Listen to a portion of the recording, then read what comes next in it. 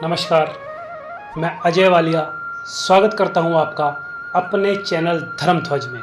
इन दिनों हम लोग आदि शक्ति जगदम्बा माँ भवानी के विभिन्न रूपों पर बात कर रहे हैं। आज इसी कड़ी में हम लोग माँ चामुंडा के बारे में बात करेंगे।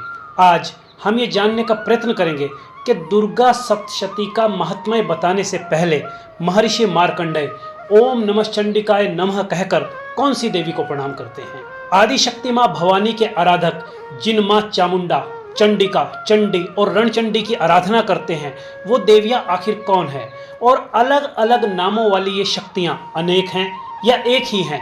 शक्ति के आराधक जिस मंत्र ओम ऐं ह्रीं क्लीं चामुंडाय विच्चे मंत्र को जपकर आदि शक्ति भवानी माँ दुर्गा को प्रसन्न करते हैं वो देवी चामुंडा कौन है, और हिमाचल प्रदेश के कांगड़ा जिले में जिन चामुंडा देवी के स्थान को शक्ति के आराधक जागृत शक्तिपीठ मानते हैं वो चामुंडा देवी कौन है। माँ चामुंडा को विकराल दाढ़ों से युक्त मुख वाली, दुर्बल उदर से युक्त और मुंडमाला धारण किए हुए बताया गया है। माँ के बाएं हाथ में शत्रुओं के रक्त और मांस से पूर्ण खप्पर है। तीक्ष्ण धार वाली तलवार लिए माँ चामुंडा का वाहन गीदड़ बताया गया है और ये शव के सिंहासन पर विराजमान होती है।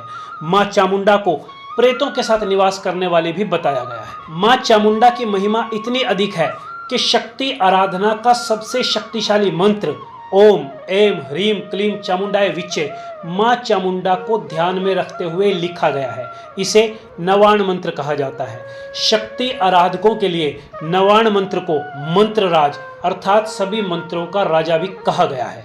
नवाण दो शब्दों के मेल नव और अर्ण से मिलकर बना है जिसका अर्थ है 9 अक्षर, किंतु दुर्गा सप्तशती में इस नवाण मंत्र में ओम शब्द जोड़कर इसे दशाक्षर मंत्र कर दिया गया है। इस मंत्र में ऐं शब्द देवी महाकाली, ह्रीं शब्द देवी महालक्ष्मी और क्लीं शब्द देवी महासरस्वती का बीजाक्षर है, अर्थात देवी के तीनों रूपों की संयुक्त आराधना इसी महामंत्र के जरिए की जाती है। हिमाचल प्रदेश के कांगड़ा जिले में स्थित शक्तिपीठ चामुंडा को जागृत शक्तिपीठ कहा जाता है। भारत में कुल 51 शक्तिपीठ माने गए हैं। शक्तिपीठ वो पवित्र स्थान माने गए हैं जहां पर भगवान शिव की पहली अर्धांगिनी मां सती के मृत शरीर के 51 टुकड़े गिरे थे। उत्तर भारत की 9 देवियों वैष्णो देवी, वज्रेश्वरी देवी, ज्वाला देवी, चिंतपूर्णी देवी, नैना देवी, मनसा देवी, कालिका देवी, शाकुंभरी देवी आदि में दूसरा दर्शन मां चामुंडा देवी का ही किया जाता है। तंत्र विद्या के साधक माँ चामुंडा को 64 योगिनियों में प्रमुख योगिनी के रूप में भी गिनते हैं।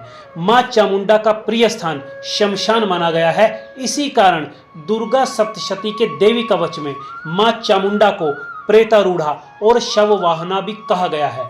शत्रुओं को मृत्यु देने और शमशान में वास करने के चलते कहीं कहीं पर चामुंडा को यमी अर्थात यमराज की भार्या भी कहा गया है। तांत्रिक अनुष्ठान में आदिकाल से ही माँ चामुंडा को अधिष्ठात्री देवी के रूप में पूजित करने का विधान है, अर्थात चामुंडा को ही माँ काली माना गया है। थोड़े बहुत विषयांतर के साथ देवी चामुंडा के अवतरण की कथा वाराह पुराण, मत्स्य पुराण, देवी पुराण, विष्णु धर्मोत्तर पुराण और यहाँ तक कि महाभारत में भी आती है। हिंदू धर्म के अलावा बौद्ध और जैन धर्म में भी चामुंडा का उल्लेख मिलता है। दुर्गा सप्तशती के अर्गला स्तोत्र के दूसरे ही श्लोक में जय त्वं देवी चामुंडे और आगे के श्लोक में चंड मुंड विनाशिनी कहकर माँ चामुंडा की उपासना की गई है। अर्गला स्तोत्र में ही माँ चंडिका को पापों का नाश करने वाली, रोगों को दूर करने वाली और प्रचंड दैत्यों के घमंड व उनकी शक्ति का दलन करने वाली बताया गया है। ऐसा भी माना जाता है कि जो भक्त उनकी आराधना करेगा उसे हर प्रकार का यश, रूप और विजय मिलती है और उसके सभी शत्रुओं का नाश हो जाता है। हालांकि माँ की सात्विक पूजा करने वाले भक्त भी अपार संख्या में है, किंतु माँ चामुंडा की साधना की गणना उग्र साधना में अधिक होती है और तांत्रिक साधना की दृष्टि से ज्यादा की जाती है। कोर्ट कचहरी के केस हो, असाध्य रोग हो, शत्रु भय हो, संभावित जीवन हानि की बात हो, ऐसी स्थितियों में विजय पाने के लिए माँ चामुंडा के भक्त उनकी आराधना करते हैं। दुर्गा सप्तशती के द्वितीय और तृतीय अध्याय में जहां मां दुर्गा अपने रौद्र रूप में महिषासुर का उसकी विशाल सेना सहित वध करती है, उस अध्याय में कई जगह दुर्गा माँ को चंडिका कहकर संबोधित किया गया है, अर्थात माँ दुर्गा और माँ चंडिका एक ही हैं और माँ दुर्गा माँ पार्वती की ही पराशक्ति का अवतरण है। आगे सप्तम अध्याय में चंड और मुंड के वध के लिए देवी चंडिका काली को प्रकट करती है, जो चंड मुंड का वध कर डालती है। और चंड मुंड के वध के बाद जब मां काली दोनों असुरों अर्थात चंड और मुंड का मस्तक लेकर देवी चंडिका अर्थात दुर्गा के पास गई, तो देवी ने काली को कहा कि हे महाकाली, चंड मुंड का वध करने के कारण अब तुम चामुंडा कहलाओगी। तो इस तरह मां का नाम चामुंडा पड़ा, अर्थात महाकाली को चामुंडा नाम का विशेषण दिया गया है। जैसे भगवान राम को मर्यादा पुरुषोत्तम और भगवान कृष्ण को माखन चोर जैसे विशेषण मिले हैं। चंडिका और चामुंडा नाम प्रसिद्ध होने के चलते दुर्गा सप्तशती को चंडी सप्तशती भी कहा जाता है। आगे अष्टम अध्याय में जहां रक्त बीज के वध की कथा आती है, वहां अपने नाम के अनुरूप मिले वरदान के चलते असुर रक्त बीज के रक्त की बूंदें जिस जगह भी गिरती, वहां उसके रक्त की बूंदों से उतने ही रक्त बीज पैदा होकर उसे अजेय योद्धा बना देते थे। तब उसको मारने के लिए मां चंडिका मां चामुंडा के साथ मिलकर ही रक्त बीज के वध की संयुक्त योजना तैयार करती है। मां चंडिका मां चामुंडा से कहती है कि हे देवी, जैसे ही मैं रक्त बीज का वध करूं तो उसके शरीर से निकलने वाले रक्त को तुम पृथ्वी पर गिरने से पहले ही पी जाना, ताकि रक्त बीज के रक्त का पृथ्वी पर गिरने का वरदान आगे फलित ना हो सके और रक्त बीज मारा जाए। और आखिर जब देवी चंडिका ने रक्त बीज को मारा तो चामुंडा रूपी काली ने उसका रक्त पृथ्वी पर गिरने से पहले ही पी लिया और रक्त बीज मारा गया। और जब रक्त बीज मारा गया तब रक्त बीज के वध से क्रोधित असुरों के राजा शुंभ ने अपनी विशाल सेना भेजी, जिसने मां चंडिका और काली को चारों ओर से घेर लिया। इस स्थिति में महादेव भगवान शंकर ने मां चंडिका से ही शुंभ निशुंभ का भी वध करने को कहा।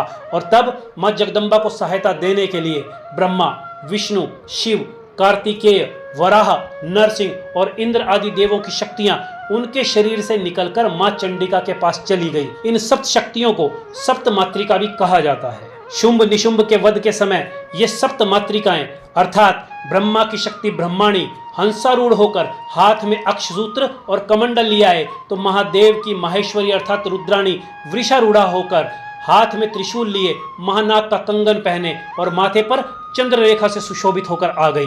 भगवान कार्तिकेय की शक्ति कौमारी मयूर पर सवार होकर आई, तो विष्णु की शक्ति वैष्णवी गरुड़ासीन होकर हाथ में चक्र, गदा, सारंग और खड़ग लिए वहां पर आ पहुंची। इसी तरह वराह रूप वाले श्री हरि की शक्ति वाराही रूप, तो भगवान नरसिंह की शक्ति नारसिंगी के रूप में प्रकट हो गई और इंद्र की शक्ति ऐन्द्री अपने वाहन ऐरावत पर बैठकर वहां प्रकट हो गई। और इन शक्तियों के साथ मिलकर मां भवानी रूपी चंडिका ने शुंभ निशुंभ की सेना को गाजर मूली की तरह काटते हुए असुर निशुंभ का वहीं वध कर दिया। तब निशुंभ के मारे जाने पर असुरराज शुंभ ने एक दिमागी चाल खेलने की कोशिश की। वह जगदम्बा को उल्हाना देते हुए कहता है कि हे दुर्गा, तुम अपना झूठा भल और घमंड मत दिखाओ। तुमको अपने बल का बड़ा मान है, लेकिन वास्तव में तो तुम्हारा बल शून्य है। तुम तो ब्रह्माणी, माहेश्वरी, वैष्णवी, कौमारी, वाराही, नारसिंगी और ऐन्द्रश्री की दूसरी स्त्रियों का बल लेकर लड़ रही हो।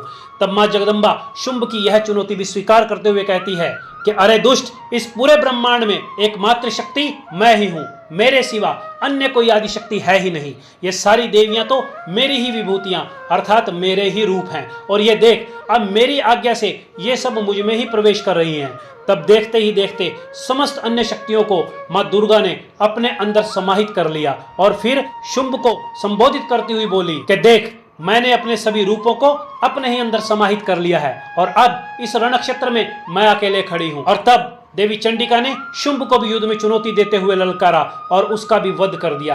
अर्थात शुंभ निशुंभ का तुमुल संग्राम भी मां चंडिका के साथ ही हुआ था, जिसमें मां चामुंडा ने चंडिका का साथ दिया था। अंत में कहने का भाव यही है कि असल में शांत रूप में उमा, पार्वती और गौरी के नाम से जाने वाली आदिशक्ति जगदम्बा कहलाने वाली मां दुर्गा ही अपने रौद्र रूप में काली, श्यामा, छिन्नमस्ता और चामुंडा कहलाती है।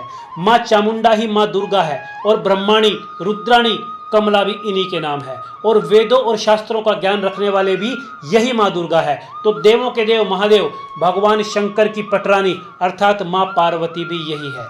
चंडी, चंडिका और रणचंडी भी मां चामुंडा के ही नाम है। तो आज धर्मध्वज में इतना ही। दोबारा मिलेंगे किसी और विषय के साथ। तब तक के लिए इजाज़त दें। जय माता की, जय सिया राम।